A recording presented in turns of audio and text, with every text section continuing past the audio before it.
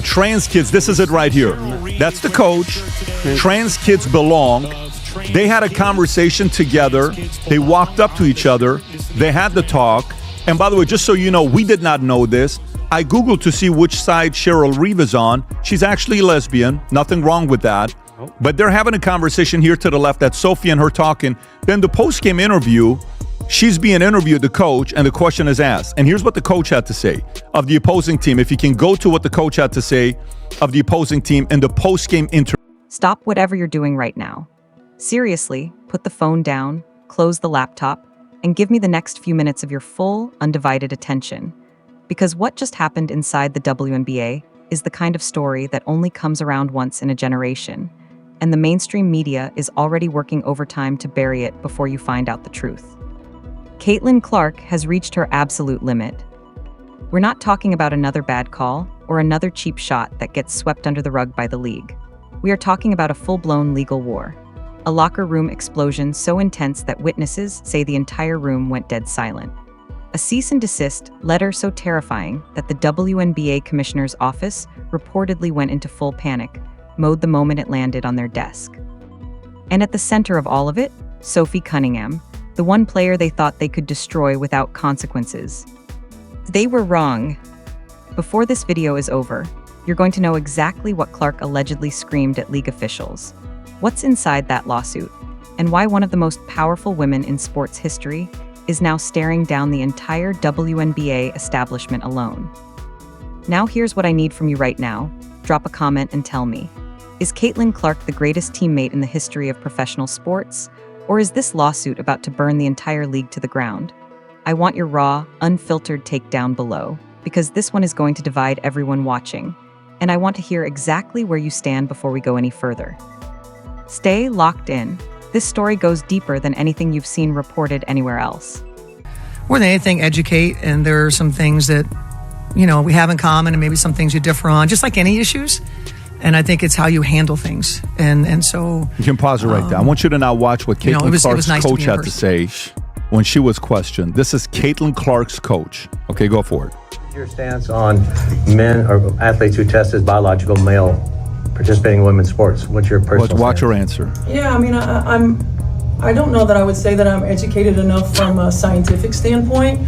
I don't ever believe that exclusion is an answer. I just don't. No, but wait a minute. You got to keep playing it. Is this the only clip we have? Oh, okay. I think that's it. Because she says, I used to play with men when I was a kid. I always played with men when I was a kid.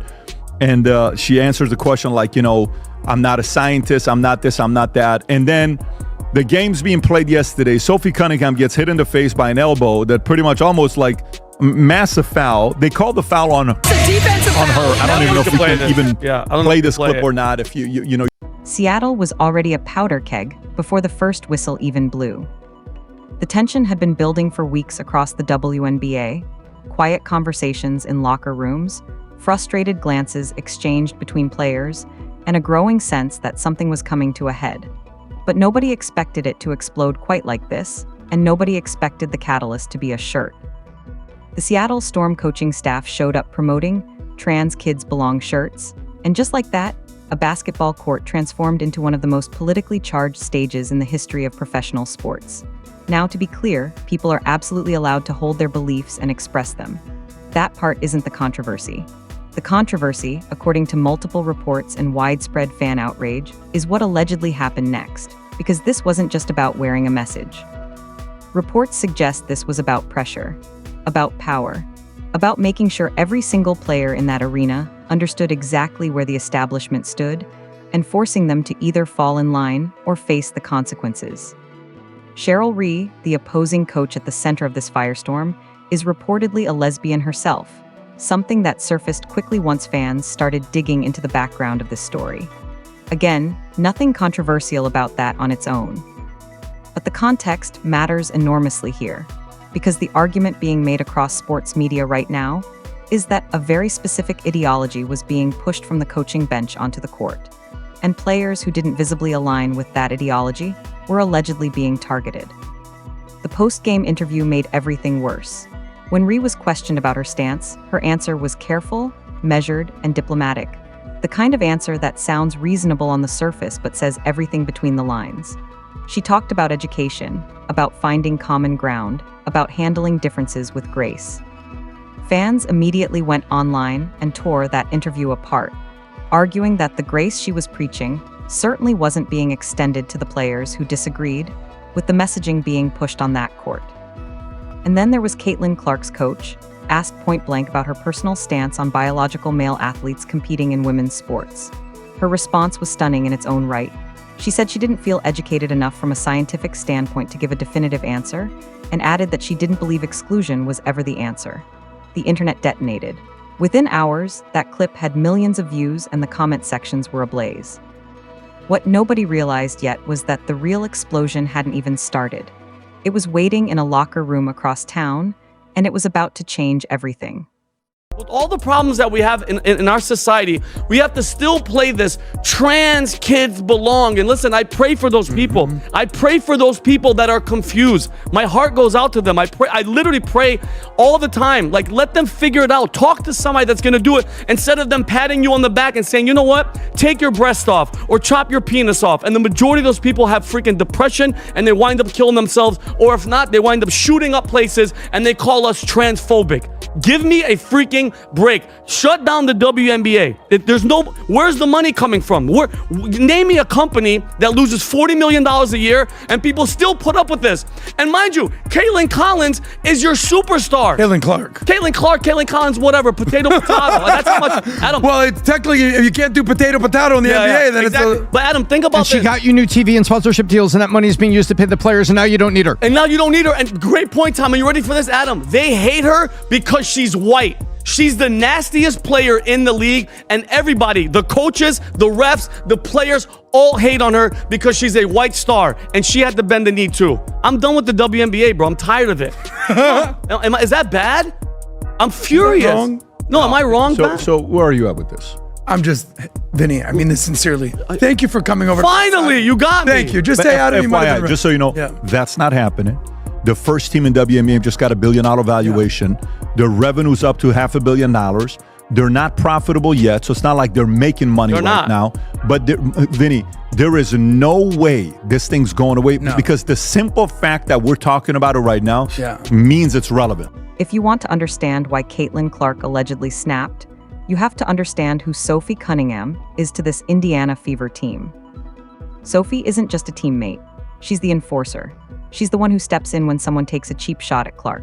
She's the one who doesn't back down, doesn't apologize for playing physical, and doesn't bend when the pressure comes. In a league that has thrown everything it possibly could at Caitlyn Clark over the past year, the late hits, the targeted fouls, the disrespect from veteran players and coaches alike, Sophie Cunningham has been the one person standing in the gap every single time. And according to sources close to the situation, that made her the perfect target. Reports began circulating that after Sophie made her own personal views known, quietly, without making any grand public statements, simply by refusing to enthusiastically align with the messaging being pushed by certain coaching staffs, she became what insiders are describing as public enemy number one within a very specific faction of the league. The alleged response, according to those same sources, was swift, coordinated, and deliberately brutal. We're talking about biased officiating that had fans at home screaming at their screens. An elbow to the face that was so blatant, so obvious, that even casual viewers couldn't believe what they were watching. And then, in what might be the most infuriating moment of the entire season, the officials reportedly called the foul on Sophie. Not on the player who threw the elbow, on Sophie, the woman who got hit in the face. The benches were allegedly no better. Reports claim opposing coaches were screaming at Sophie every single time she touched the basketball, the kind of verbal intensity that crosses from competitive intensity into something that starts to feel a lot more personal and a lot more targeted. And through all of it, the league executives watched in silence. No intervention, no accountability, nothing. Here's the thing about Sophie Cunningham that the people allegedly targeting her completely miscalculated. She isn't just a role player. She isn't just a tough forward who sets screens and takes charges. She is the living, breathing symbol of everything the Indiana Fever's loyal fanbase has been defending all season long. She represents the players who just want to play basketball without being dragged into political warfare they never signed up for. And she is Caitlyn Clark's most trusted teammate on that roster. That miscalculation was about to cost the entire WNBA establishment more than they ever imagined. Were upset with me, man. They were upset. I was surprised. Some people liked the take. Other people were upset with the take. You know, and listen, Kelsey was hot. I'm not saying that.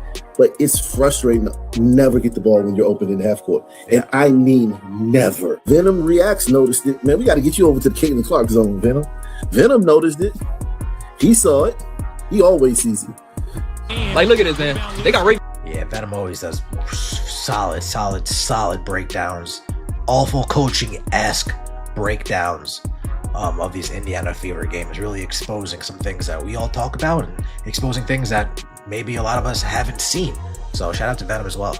Raven Johnson bringing it up. CC's relegated. As soon as Raven Johnson was in the game, you knew that it was over. To the left wing. This is sad. Stephanie White, like, this is sad, man.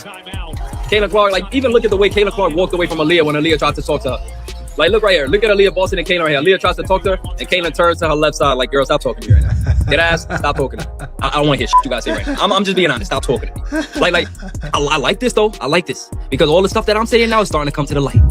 Cece, stop trying to be friends with everybody. Let them know.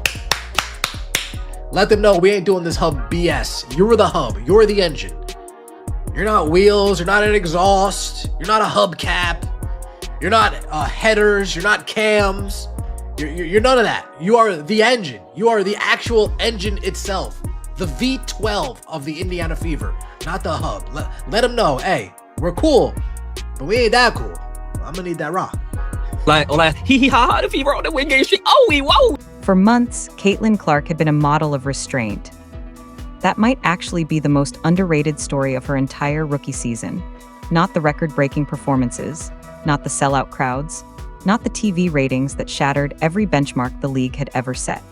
The most remarkable thing Caitlyn Clark did in her first WNBA season was stay silent while the world burned around her. She took the cheap shots. She absorbed the elbows, the late hits, the deliberate fouls that officials somehow always managed to miss. She sat through the veteran players publicly undermining her, the coaching staffs disrespecting her franchise, and the league officials doing absolutely nothing to protect the woman who was single-handedly keeping their entire operation financially relevant. She played the game. She kept her mouth shut. She smiled in the post-game interviews and said all the right things. But watching Sophie Cunningham get systematically dismantled, allegedly targeted, humiliated, and physically assaulted on the court, while officials looked the other way, was the one thing she could not absorb in silence. The Indiana Fever retreated to their locker room after that brutal game, and according to people who were reportedly in that room, the atmosphere was suffocating. Sophie, who normally shakes off everything with the toughness of someone who has been through every kind of adversity a professional athlete can face, was reportedly visibly shaken. Not broken, but shaken. And the people in that room who saw it knew this was different. Caitlyn Clark stood up. Witnesses say the entire room went completely silent the moment she rose from her seat. She reportedly walked to the center of the locker room, looked directly at team management and the league officials who were present, and what came out of her mouth was reportedly not a complaint, not a grievance, and not a plea. It was a detonation. Sources claim she was physically shaking, not from fear, but from the kind of fury that builds up over months of absorbing injustice with a smile on your face. The officials in that room, people who are accustomed to managing high-pressure situations involving professional athletes, were reportedly frozen. Nobody moved, nobody spoke. And Clark wasn't remotely finished. She allegedly grabbed a clipboard and slammed it against the lockers with enough force to make everyone in the room flinch. The words that reportedly followed were the most direct, most powerful, and most dangerous thing anyone in that organization had ever heard a player say out loud. What she allegedly said next set off a chain of events that would reach all the way to the commissioner's office and beyond. Within 24 hours of that locker room explosion, the story took a turn that nobody in the WNBA had ever seen coming. Caitlyn Clark's legal team moved. Leaked reports began surfacing almost immediately, the kind of reports that spread across social media faster than any press release or official statement ever could, revealing that Clark had officially decided to stop absorbing the hits and start fighting back in the most powerful arena available to her. Not the basketball court, the courtroom. The allegations reportedly being pursued are specific, serious, and completely unprecedented in the context of professional women's basketball.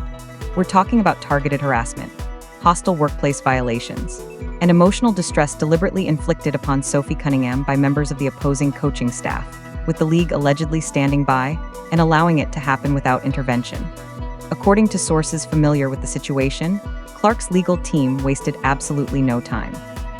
A cease and desist letter was reportedly drafted and delivered directly to the Seattle coaching staff and to the office of the WNBA commissioner within a day of the locker room incident. The language in that letter, according to people who have reportedly seen its contents, was not the carefully measured, diplomatically worded language of attorneys trying to negotiate a quiet settlement. It was a warning, a direct, unambiguous, crystal-clear warning that left absolutely no room for misinterpretation. Clark's message, as reported by insiders, was essentially this: stay away from Sophie Cunningham. Do not approach her. Do not target her on the court. Do not attempt to humiliate her, harass her, or make her a vehicle for your political messaging. And if that boundary is crossed again, the consequences will not be limited to a letter. The threat of a full lawsuit, one that would drag every piece of dirty laundry this league has been hiding for years into public view, reportedly landed in the commissioner's office like a grenade with the pin already pulled. Think about what this actually means for a moment. A rookie, in her first WNBA season, has reportedly filed legal action against the very league she plays in on behalf of her teammate because the league allegedly refused to protect its own players from coordinated harassment coming from its own coaching staffs. This isn't just unprecedented. This is the kind of story that gets written about in sports law textbooks 20 years from now. And the league's response to all of it was somehow even more alarming than the lawsuit itself. Here's what makes this entire situation so much bigger than just one locker room incident or one legal letter. This isn't new. According to analysts, longtime WNBA observers, and commentators who have been covering the league for years, what Clark and Cunningham are reportedly experiencing isn't a glitch in the system. It is the system. The WNBA, unlike virtually every other major professional sports league in America, didn't have DEI initiatives introduced into an existing culture as an external program or a corporate mandate from the top down. According to multiple sports commentators who have weighed in on this situation, the ideology that's now clashing so violently with Clark's presence was the founding DNA of this league from day one. That's not an accusation. That's a description of what multiple voices across the sports media landscape are now openly discussing. And what it means, practically speaking, is that Caitlyn Clark and Sophie Cunningham didn't walk into a workplace that had been partially transformed by outside pressure. They walked into an organism, and that organism, according to this argument, is now in the process of rejecting them. The officiating double standard has become impossible to ignore at this point. Analysts and fans alike have spent months documenting it: fouls called on Clark when she plays defense, those same fouls completely ignored when she's on the receiving end. Veterans publicly suggesting that Clark hasn't paid her dues and therefore doesn't deserve the calls that any other player in her position would receive.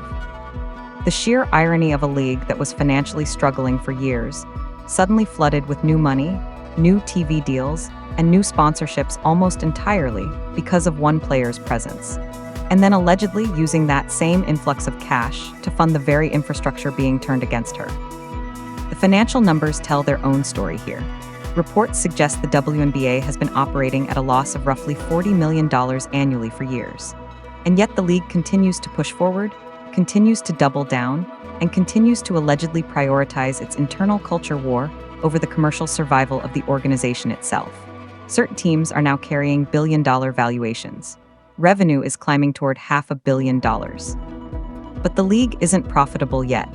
And the single biggest reason those numbers are moving in the right direction at all is currently threatening to drag the entire organization into federal court. You genuinely cannot make this up. And the country was about to make its voice heard in a way the league absolutely did not anticipate.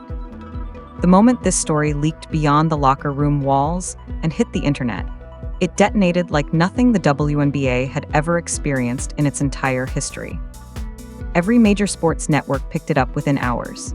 Social media platforms that had already been buzzing with frustration about the officiating, the political messaging, and the treatment of Clark and Cunningham throughout the season absolutely erupted. The comment sections, the threads, the reaction videos, all of it pointed to the same reality. This story had touched something in the American public that went far beyond basketball. Half the country responded exactly the way Clark's supporters had hoped. Fans, athletes from other sports, commentators, and ordinary people across every demographic united behind one consistent message. Caitlyn Clark is the greatest teammate in professional sports history. Full stop. The argument being made loudly and repeatedly across every platform was simple. This woman is a rookie who could have kept her head down, collected her paycheck, and quietly navigated the political minefield her league had become. Instead, she allegedly stood up in a locker room, slammed a clipboard, and launched a legal war to protect her teammate. That, her supporters argue, is the definition of loyalty at the highest possible level. But the other half of the response told a completely different story. The WNBA establishment, the coaching staffs involved, and the league executives who had been quietly watching this situation deteriorate for months were now in full panic mode, and their supporters pushed back hard. The argument from this side was that Clark was overstepping, that the lawsuit was a nuclear option that would do irreparable damage to a league that was finally starting to grow, and that the political messaging being promoted by coaches was protected expression that Clark had no right to legally challenge. Here's the thing, though. The panic in the commissioner's office wasn't about which argument was more philosophically correct. It was about math. Raw, brutal, unavoidable financial math. Every single metric that matters to the WNBA's commercial survival, ratings, attendance, sponsorship interest, media rights value, is directly tied to Caitlyn Clark's presence and health in this league.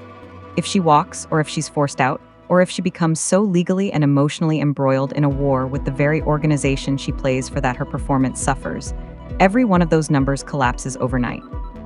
The commissioner knew it, the executives knew it, and Clark's legal team absolutely knew it too. The question that every serious sports analyst is now wrestling with isn't whether this situation is serious. It clearly is.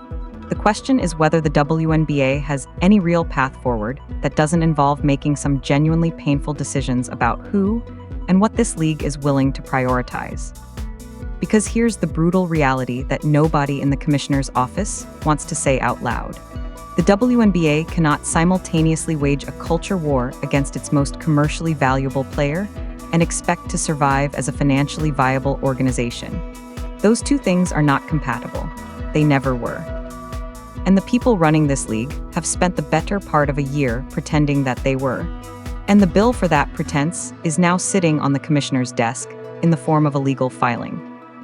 Reports suggest that other players across the league have been quietly watching this situation with a level of attention that goes far beyond passive interest. Sources hint, and again, this is being framed as speculative because no player has gone on record, that a number of Clark's fellow athletes privately sympathize with the position she and Sophie are in, even if their public statements have been carefully neutral. The fear of retaliation, of being targeted the same way Sophie allegedly was, has kept those conversations behind closed doors.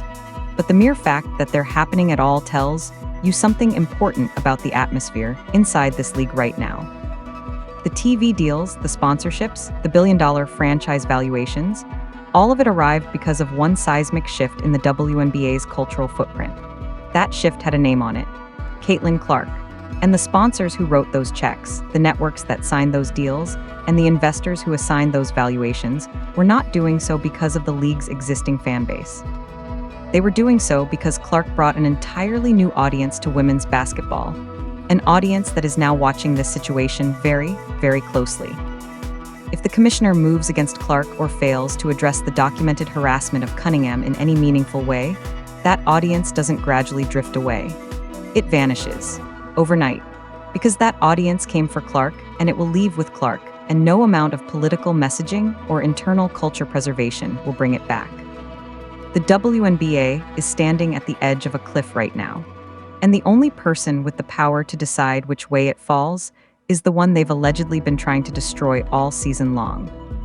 Here's where we land, and it's heavy. What started as a political shirt on a basketball court has reportedly spiraled into a full-blown legal war that could genuinely determine whether the WNBA survives its own internal contradictions.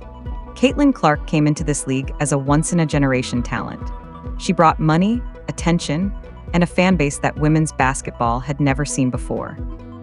And in return, according to everything we've covered today, the league allegedly allowed its own coaching staffs to wage a coordinated campaign against her closest teammate, and then acted surprised when she finally fought back. Sophie Cunningham didn't ask for this war. Caitlyn Clark didn't start it. But if these reports are accurate, Clark is absolutely prepared to finish it, legally, publicly, and on her own terms. The real question isn't whether the WNBA can survive this lawsuit. The real question is whether a league that has allegedly turned on its own superstar deserves to. I want to know what you think. Drop it in the comments right now. Is Caitlyn Clark saving women's sports, or is she about to blow the whole thing up? Subscribe to Clark Spotlight because this story is nowhere near over, and you do not want to miss what comes next. Script by Clark Spotlight,